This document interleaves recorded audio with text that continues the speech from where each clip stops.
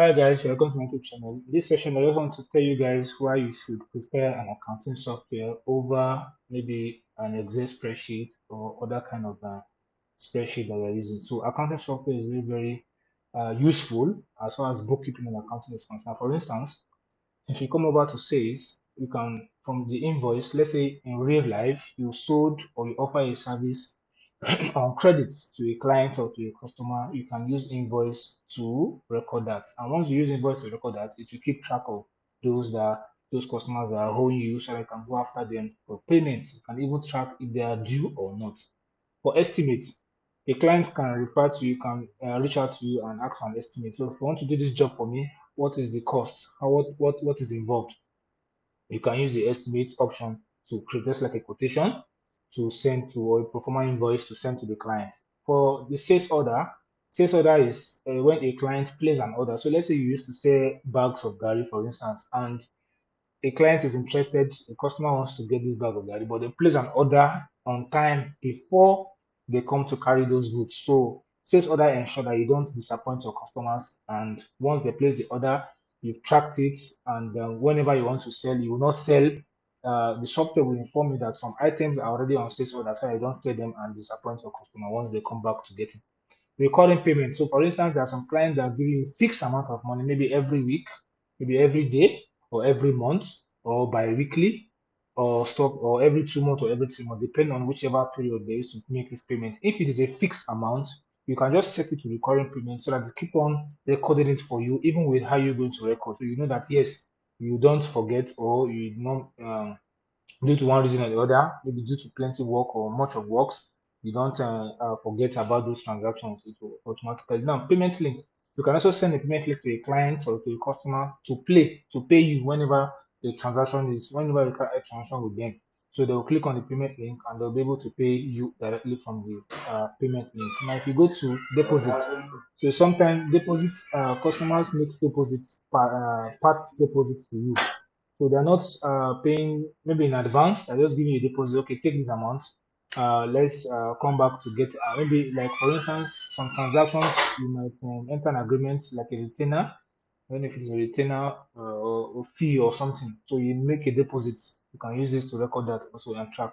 Customers, all your client customers, you can come here and create them because you have to inform the software that you have a certain kind of customers before you can use those customers in the software to attend to those customers for any transaction whatsoever.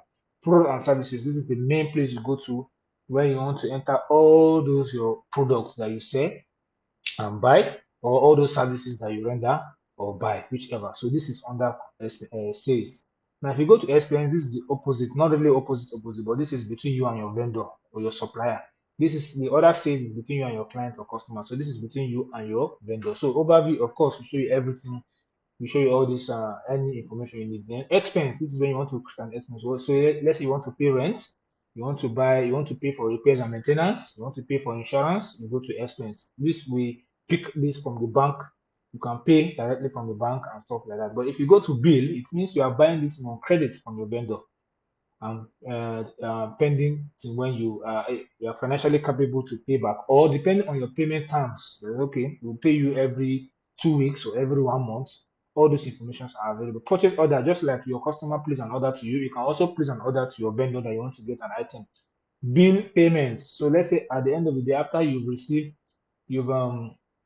bought these goods on credits, it's not time for you to pay. You can go to bill payment. You're supposed to see something like payment here also for the invoice. So let me see if I click on new, I should be able to see receipt payment. So this is where you go to when you want to receive payment. Okay, and one reason or the other is not located here. So the next one is vendor. Of course, you create your vendors, your suppliers, even PHC and AEDC. AEDC, electric company, maybe a maintenance company, anybody that you pay as far as it is not your employee, or maybe the manager or the owner of the business or the CEO. Contractors, these might be subcontractors also. You can also use this to track the transactions and register them on the software.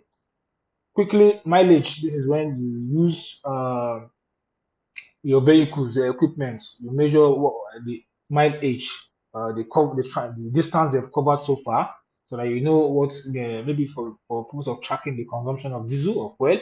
so you know what they've consumed so far, and of course, and to also know the life span of those particular vehicles. 1099 filings, these are tax filings that has to do with also this contractor. So report this after you've entered those transactions on sales and expense, you can come to report and look at standard reports, your balance sheet, your cash flow, your in fact, this is the most reason why you should even use an account form, because you don't have to create a formula. Like for instance, if you're in Excel, you have to create a formula to link one page to another page, to another sheet, to another sheet, to another sheet. But in this case, as you are recording this transaction here in sales and expense, you just fill a form. These are just forms that for you to fill. Once you fill a form, everything will automatically report here. Your cash flow, your balance sheet, your profit or loss, financial position, your trade receivable, account payable. You see everything: sales, credit sales, cash sales. You see ledgers, you see trial balance and stuff like that. Then when you go to payroll, you also handle your employees, all your employees. You create them here, and you also create their information, all their employment information they enter. Contractors also, you can also create them here. Payroll tax, this is when you attend to the tax you pay, personal income tax, or pay as you earn, so that you are compliant to the government and nothing happens. So there are lots of features for you. Inventory, very, very important. So those products and services that you create, you see them under here, inventory, and you'll be able to track them. You see their value, the quantity remaining, if it is inventory, that if it is stock. You understand? Then purchase order, of course, we'll talk of this. Then shipping items. So you can see there are lots. If you haven't dealing with projects, so let's say you have lots of customers and you have different projects for a particular customer, you can use the project feature to track those projects and attend to those customers attentively. Now, financial planning, you can also do a forecast and also a budget, and also compare actual versus expected, which is budget, to have a variance in case it is under budget or over budget. Workflow automation, you can automate your workflows here. For approvals, you can design someone to be able to approve a request for purchase, or for instance, if you have a purchasing department, or for each department, if you want to make any purchase, someone has to approve a certain amount of money, a certain amount of benchmark or stuff like that. Reminders, notification, these are all useful. So sales tax, you can see for taxes we have sales tax, payroll tax, income tax like a company income tax, education tax, sales tax like VAT, value added tax, input VAT and output VAT, whatever. Then you have your payroll tax, which is your payee. Lots of features here for you to go around with if you know you want to. Then you can also reconcile. You can do reconciliation, bank reconciliation. You can reconcile all your transactions in the bank here that you've recorded here with your real bank statements. You can even create this is a chart of accounts. Very, very important. All your assets, expense, liability, income. Uh, okay, now profit and loss, we have cost, expense, income. In our balance sheet or financial position, we have asset, liability, capital, equity. So there are lots of features for you to make use of when you use an accounting software. So this is one of the reasons why you should look out for how to get an account software to make your work easier for you. You don't spend much time and you're able to achieve results on time. So let me just quickly look at the report for us so that we can see what the report look like. So from here we see we have it's loading. Now we have, see, look at lots of reports, overview, who owes you, inventory, sales and customer, what you owe, expense and vendor, employees. For my accountant, balance sheet, reconciliation report, invalid journal entries, general ledger.